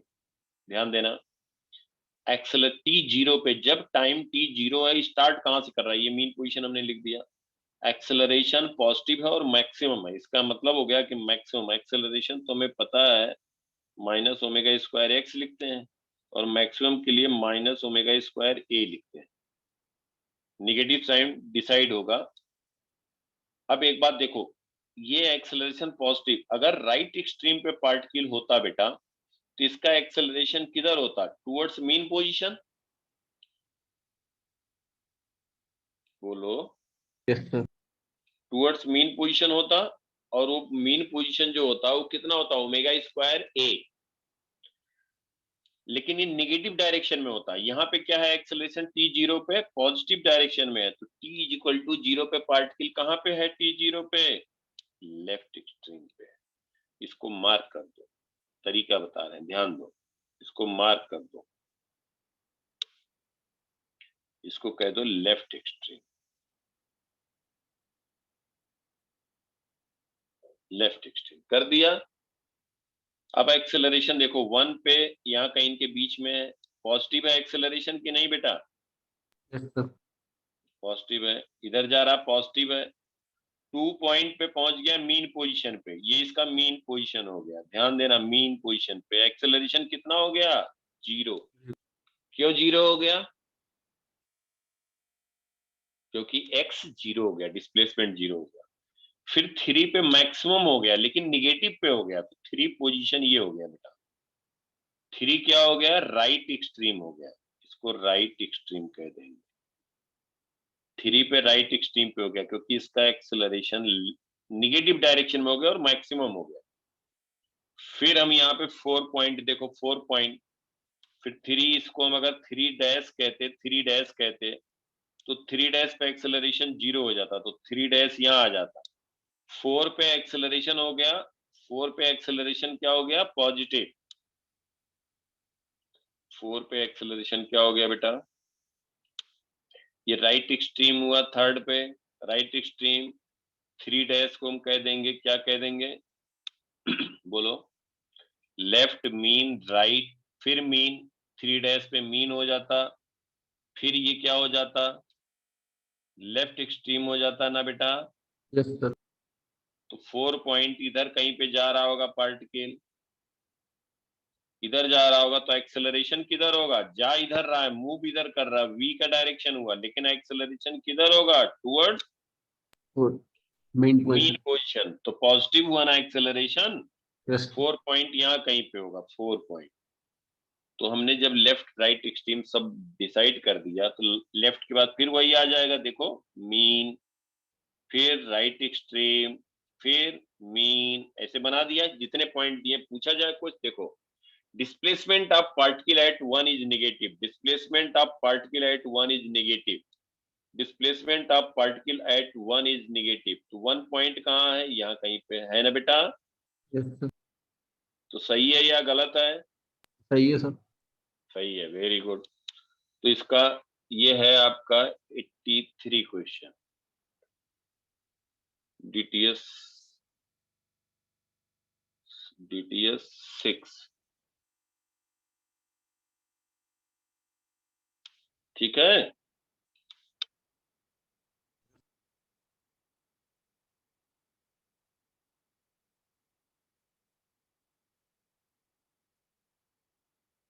पेज 1111, ठीक है बेटा।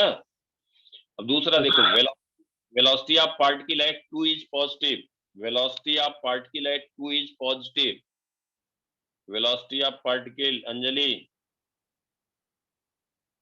Yes, sir. velocity of particle at 2 is positive, 2 point पे velocity particle की पॉजिटिव है या नहीं,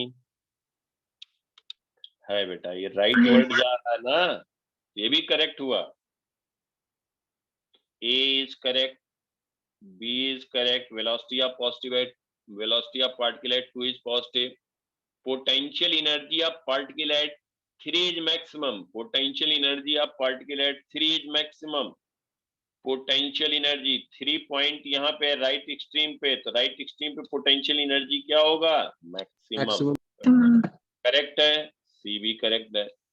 speed of particle eight 4 is decreasing, speed of particle eight 4 is decreasing, सही बात है, 4 Yes. जा लेफ्ट वर्ड रहा, एक्सेलरेशन राइट वर्ड है, ये भी करेक्ट हो गया ना। Yes sir. ऐसे सॉल्व किया करेंगे बेटा, ऐसे करेंगे ग्राफ वाले क्वेश्चन, ग्राफ वाले क्वेश्चन ऐसे करेंगे, क्लियर बिल्कुल अच्छे से। Yes, sir. ग्राफ वाले क्वेश्चन इस तरीके से सॉल्व किया करेंगे,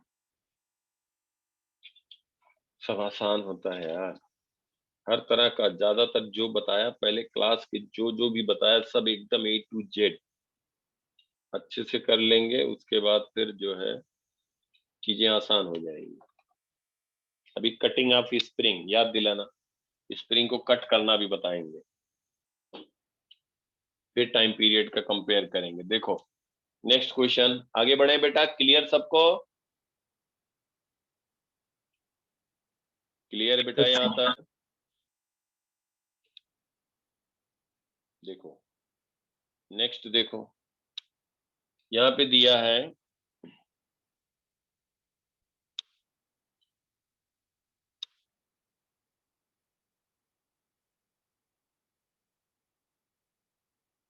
यहाँ ये पार्टिकल स्क्यूटिंग एसएचएम, ये particle execute SHM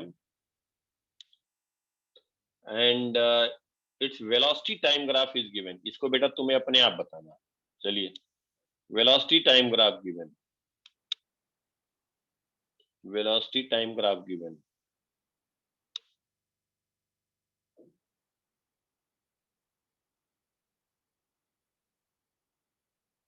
velocity time graph कुछ इस तरह से दिया।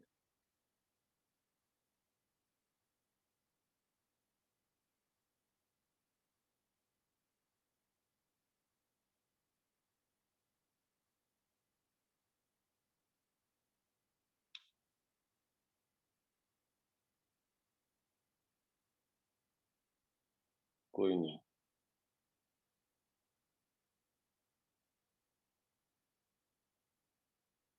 वेलोसिटी टाइम ग्राफ दिया है।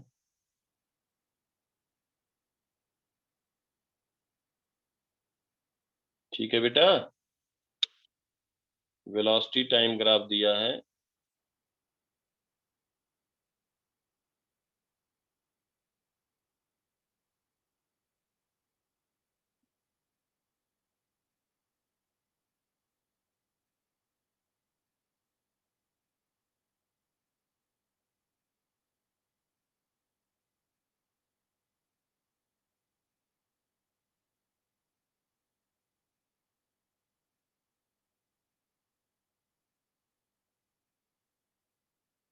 वेलोसिटी टाइम ग्राफ दिया और यहाँ पे इसको 0.1 कहा गया है, इसको 2 कहा गया है, इसको 3 कहा गया है, इसको 4 कहा गया है। Velocity time graph for particle executing SHM is shown in figure. Select the correct alternative. पूछा गया at position 1 displacement of particle may be positive or negative. पूछा गया है at a position 1, at a position 1 displacement of particle may be positive or negative. At position 1 displacement of particle may be positive or negative. सही है या गलत? बोलो बेटा। जानवी, अंजलि, भाव, अंजनी, हर्षित, सब लोग।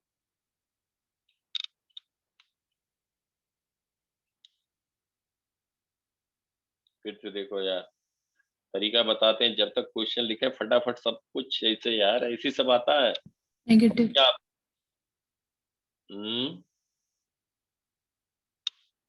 Eight position 1 displacement of particle में भी पॉजिटिव और नेगेटिव, ये क्वेश्चन पूछा गया। पॉजिटिव नहीं हो सकता, पॉजिटिव नहीं हो सकता। देखो ये भाई क्या कर रहा है, एसएचएम कर रहा है, क्वेश्चन में गिवन है, इसका मीन पोजीशन ले लो। पहला काम क्या है, अब ध्यान देना, 2 पॉइंट पे वेलोसिटी 0 है। 2 पॉइंट पे वेलोसिटी क्या है? 0 है। और 2 पॉइंट के बाद जस्ट बाद वेलोसिटी पॉजिटिव, इसका मतलब 2 पॉइंट क्या हो गया? लेफ्ट एक्सट्रीम, लेफ्ट स्ट्रीम हो गया। 2 पॉइंट हो गया लेफ्ट एक्सट्रीम। ये समझ में आई बात? क्योंकि 2 पॉइंट पे वेलोसिटी 0 है, ये इसको हम कह देंगे 0.2। 2 पॉइंट यहाँ पे, 3 पॉइंट इनके बीच में वेलोसिटी पॉजिटिव है। 4 पे वेलोसिटी मैक्सिमम हो गया, ये 0.3 हो गया, ये हो गया 4, इसकी वेलोसिटी मैक्सिमम हो गई। 1 पॉइंट पे क्या होगा? 1 पॉइंट किधर होगा? वेलोसिटी निगेटिव है। और इसको अगर हम 1 डैश कहते, ध्यान देना, इसको भी हम कंप्लीट कर देते हैं, कोई बात नहीं। अगर ये ऐसे होता, इसको 1 डैश कहते, तो 1 डैश क्या होता? वेलोसिटी मैक्सिमम होती। कहाँ पे होती मैक्सिमम? इन पोजीशन, मीन पोजीशन पे। और निगेटिव डायरेक्शन में होती तो लेफ्ट होती 1 डैश। और उसके पहले 2 पॉइंट लेफ्ट एक्सट्रीम है, तो 1 पॉइंट कहाँ पे होगा? 3 और 4 वेलोसिटी के बीच में। निगेटिव है। 2 पॉइंट में वेलोसिटी 0 है ना बेटा? Yes, sir.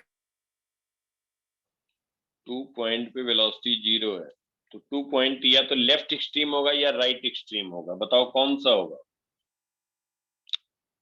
4 और 1 डैश तो क्लियर है। 4 पे मैक्सिमम है पॉजिटिव डायरेक्शन में है, 1 डैश पे मैक्सिमम है नेगेटिव डायरेक्शन में है। 2 लेफ्ट एक्सट्रीम होगा। 2 लेफ्ट एक्सट्रीम होगा, बिल्कुल सही बात है। 1 कहाँ पे होगा?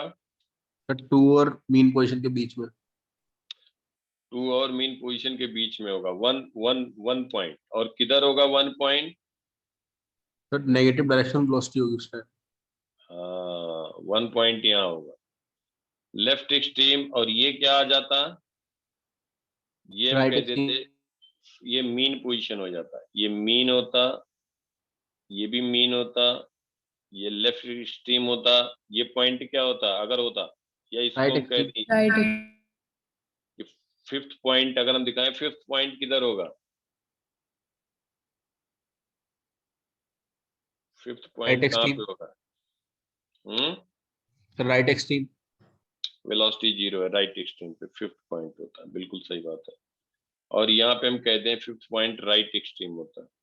Right mean position, left extreme mean position, फिर क्या कहते हैं? राइट एक्सट्रीम, अगर होता तो। समझ में आई बात? अब देखो, अब सब कुछ क्लियर हो गया तुम्हें। देखो, at position 1 displacement of particle में बी पॉजिटिव और negative. At position 1 displacement of particle में बी पॉजिटिव और नेगेटिव। नेगेटिव ही होगा, में बी में पॉजिटिव नहीं हो सकता, तो पहला क्या हो गया? गलत। दूसरा, at position 2 displacement of particle is negative. At position 2 displacement of particle is negative. At position 2 displacement of particle is negative. बोलो बेटा। True. Correct. At position 2 displacement of particle is negative. हाँ सही है, बी करेक्ट है। At position 3 acceleration of particle is positive. At position 3 acceleration of particle is positive. True. 3 पे बेटा acceleration of particle is positive. True. At position 4 acceleration of particle is positive. At position 4 acceleration of particle is positive. बोलो बेटा भाव।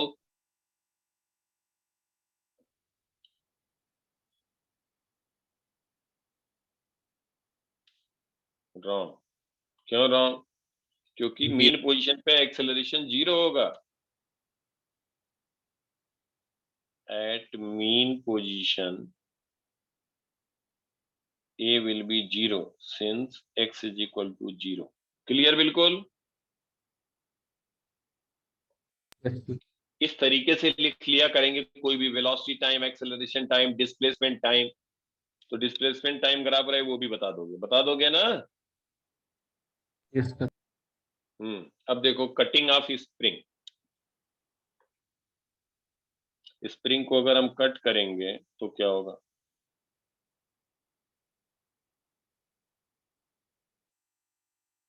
छोटा सा topic है, cutting of spring.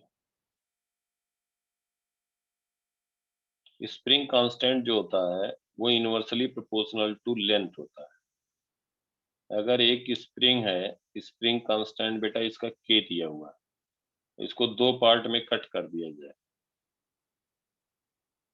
2 part में cut करके उसको ऐड कर दिया जाए, तो इसको हम के डैश कहें, इसको के डैश कहें। देखो ध्यान से, तो जब इस सीरीज में होते हैं तो क्या लिखते हैं? 1/k equivalent 1/k1 plus 1/k2 लिखते हो।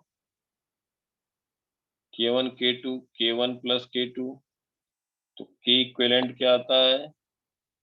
K1 K2 upon K1 plus K2 आता है बेटा कि नहीं? बोलो बेटा। Yes, sir. तो अगर हम कह दें दो इक्वल, हमने हाफ पार्ट में इसको मिड पॉइंट से कट कर दिया गया, मिड पॉइंट से कट कर दिया गया दो पार्ट में। तो एक का हमने स्प्रिंग कांस्टेंट K डैश मान लिया, दूसरे का भी K डैश होगा।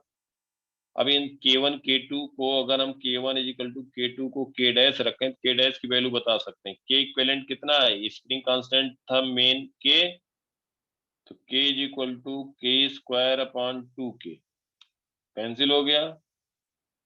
तो K डैश की वैल्यू आ गई 2K आया ना बेटा, 2 टाइम हो गया। हमने हाफ कट किया, स्प्रिंग कांस्टेंट क्या हो गया? बोलो। Okay. डबल हो गया, स्प्रिंग कांस्टेंट डबल हो गया। अब अगर जैसे क्वेश्चन किस तरह से पूछा जाता है, देखो ध्यान से, सब आसान है यार, कुछ नहीं है। कहा जाता है कि स्प्रिंग है, यहाँ एक ब्लॉक है, इसका मास m है, टाइम पीरियड है 2 पाई रूट m बाई के, टाइम पीरियड है। अब कहा गया इसको 1:3 के रेशियो में कट कर दिया गया, या इसको हम कह दें 1:2 के रेशियो में कट कर दिया गया, 1:2 के रेशियो में इसको कट कर दिया गया।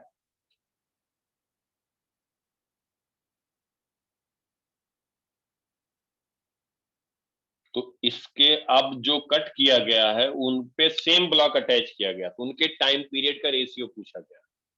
जो कट किया गया है तो एक का लेंथ हो गया, मान लो पहले लेंथ था L, let initial length is L, let initial length is L। तो एक का हो गया लेंथ L/3 और एक का हो जाएगा लेंथ 2L/3। अब दोनों में अटैच कर दिया गया मास m। अब इसका टाइम पीरियड T1 T2 दोनों का रेशियो पूछा जाए। ऐसे सब मेन जोन्स का यही क्वेश्चन होता है यार, ये रेशियो पूछा जाए। देखो, तो इसका स्प्रिंग कांस्टेंट था K, तो इसका स्प्रिंग कांस्टेंट हो जाएगा, इसका स्प्रिंग कांस्टेंट हो जाएगा K1 डैश हो जाएगा रेसिप्रोकल ऑफ लेंथ, तो ये हो जाएगा 3K। इसका डायरेक्ट लिखो, K2 डैश क्या हो जाएगा 3K/2। तो इसका टाइम पीरियड समझ में आ रहा है बेटा? भाई हाफ कट किया तो K is inversely proportional to L/2, तो 2 टाइम हो गया कि नहीं? तो इसका टाइम पीरियड लिख दोगे, T1 लिख दोगे, तो T1 is equal to 2 pi root m upon 3 के। T2 लिख दोगे 2 pi root m by 3K/2। तो T1/T2 का रेशियो लोगे तो ये आ जाएगा 1/√2। तो T1:T2 को तो 1:√2। समझ गए बात? Yes, sir. बोलो बेटा, क्लियर बिल्कुल अच्छे से? Yes, sir. इसको अटेम्प्ट करना, फिर हम बीच बीच में रिवाइज करा देंगे, डाउट क्लास ले लेंगे। तो क्वेश्चन हर टाइप के जितना हमने कराया, पहला काम है एक एक क्वेश्चन एकदम टिप पे होना चाहिए, एक एक क्वेश्चन बेटा एकदम अच्छे से। हमने कोशिश किया कुछ भी छूटे ना, किसी भी तरह का कुछ है, और हम आगे फिर प्रैक्टिस कराएंगे, रिवीजन होगा, टेंशन की बात नहीं है। अभी जितना बताया उतना पक्का कर, फिर थोड़ा थोड़ा हम कुछ और इसमें बता करके, मतलब एंड कहाँ कभी किसी चीज को होता है बेटा, पढ़ने को, सीखने को, करने को तो बहुत बहुत तरह के हो सकते हैं। मकसद बस ये रहता है कि थोड़ा ज्यादा मालूम रहे जो पेपर आते हैं। तो ठीक है, क्वेश्चन करना और फिर हम मिलते हैं। ठीक है बेटा, आज तो थोड़ा सही से सब पूरा क्लियर रहा, विजुअल रहा, आवाज क्लियर रहा, बोर्ड पे क्लियर दिखाई दे रहा था ना बेटा? लोग सब लोग बताओ। Yes, sir. Yes sir. ठीक है फिर बेटा, bye, take care, see you in next class, bye bye. Sir नमस्ते।